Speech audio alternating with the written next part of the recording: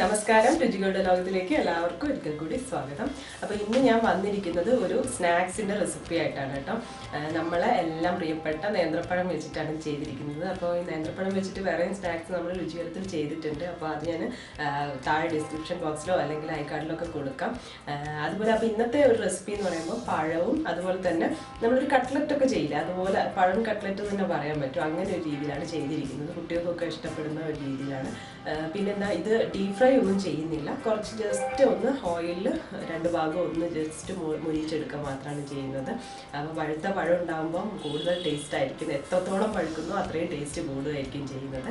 അപ്പോൾ എല്ലാവരും വീട്ടിൽ എന്തായാലും നേന്ത്രപ്പഴമൊക്കെ വാങ്ങുമല്ലോ. അപ്പോൾ പല വെറൈറ്റി ആയിട്ടുള്ള സ്നാക്സ് നമുക്ക് ഈ നേന്ത്രപ്പഴം കൊണ്ട് ട്രൈ ചെയ്ത് നോക്കാവുന്നതാണ്. അങ്ങനെ ഒന്നാണ് ഈ ഒരു നേന്ത്രപ്പഴം കട്ട്ലറ്റ് എന്ന് പറഞ്ഞാൽ. അപ്പോൾ ഈ ഒരു നേന്ത്രപ്പഴം കട്ട്ലറ്റ് എങ്ങനെയാണ് ഉണ്ടാക്കുന്നത് നമുക്കൊന്ന് കണ്ടുവരാം.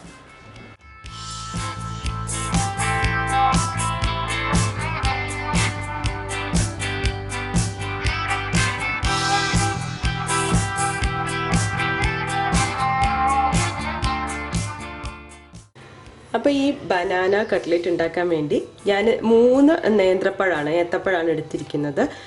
ഇത് ഞാൻ വേവിച്ചെടുത്തിട്ടുണ്ട്, പുഴുങ്ങിയെടുത്തതാണ്. ഇങ്ങോട്ട് തൊലിയൊക്കെ പോക്കി വെച്ചാണ്. നമ്മളിത് ഉടച്ചു കൊടുക്കുകയാണ് ചെയ്യുന്നത്.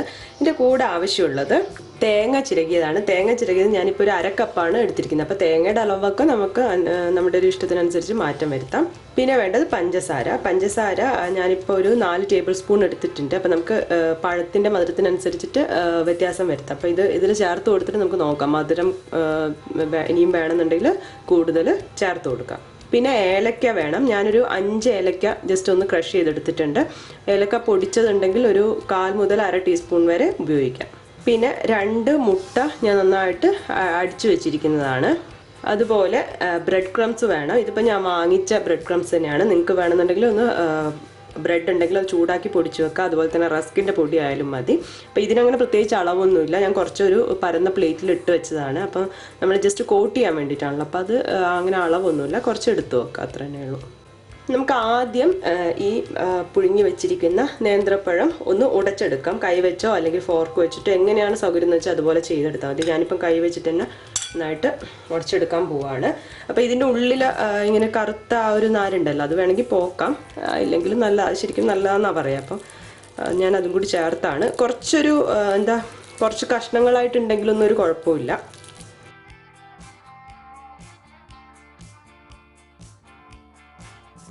അപ്പോൾ ഇപ്പോൾ പഴം നന്നായിട്ട് ഉടച്ചെടുത്തിട്ടുണ്ട്. നല്ല പഴുത്ത പഴമാണെങ്കിൽ അത്രയും ടേസ്റ്റ് ആയിരിക്കും കേട്ടോ. അപ്പം പഴം നന്നായിട്ട് നമ്മൾ ഉടച്ചെടുത്തു. ഇനി ഇതിലോട്ട് നമുക്ക് ചിരകിയ തേങ്ങ ചേർക്കാം. അതുപോലെ തന്നെ പഞ്ചസാര, ഏലക്ക ഇതും കൂടി ചേർത്തിട്ട് ഒന്നുകൂടി കുഴച്ചെടുക്കുകയാണ്. അപ്പോൾ ഇത് നന്നായി കുഴച്ചെടുത്തതിന് ശേഷം നമുക്ക് മധുരം നോക്കാം. മധുരം നോക്കിയിട്ട് വേണമെന്നുണ്ടെങ്കിൽ ചേർത്ത് കൊടുക്കാം.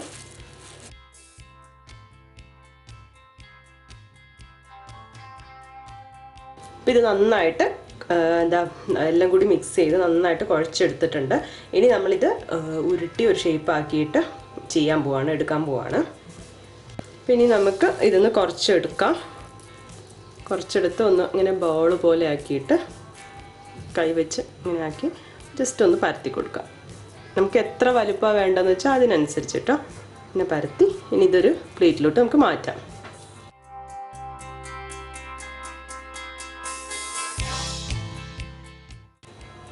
ഇപ്പം ഞാനിങ്ങനെ ഷേപ്പ് ചെയ്തെടുത്തിട്ടുണ്ട്. ഇതിപ്പോൾ 12 എണ്ണം കേട്ടോ കിട്ടിയിരിക്കുന്നത്. ഞാനെടുത്ത ആ 3 പഴവും പിന്നെ അത് തേങ്ങയെല്ലാം കൂടി കൂട്ടി 12 എണ്ണം കിട്ടിയിട്ടുണ്ട്. ഇനി നമുക്ക് ബാക്കിയുള്ള പരിപാടി നോക്കാം.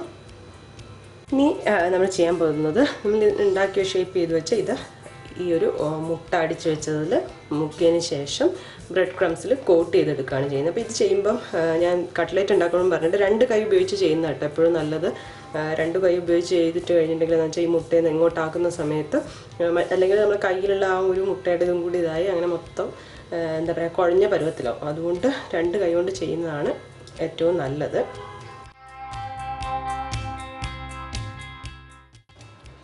ഇങ്ങനെ കിട്ടി നമുക്ക്. ഇനി നമുക്കിത് മാറ്റി വെക്കാം. ഇതുപോലെ ബാക്കിയെല്ലാം കൂടി ചെയ്തെടുക്കുകയാണ്.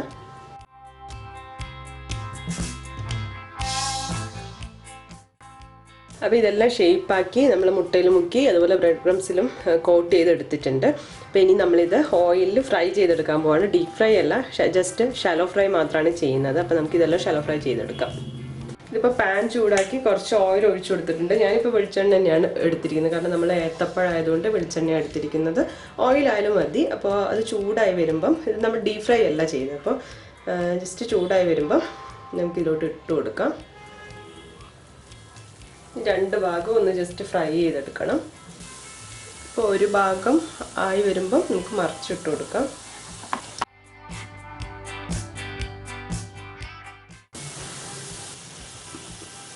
ഇതിപ്പോൾ ഏകദേശം റെഡി ആയിട്ടുണ്ട്. നമുക്കിത് വേറൊരു പ്ലേറ്റിലോട്ട് മാറ്റാം.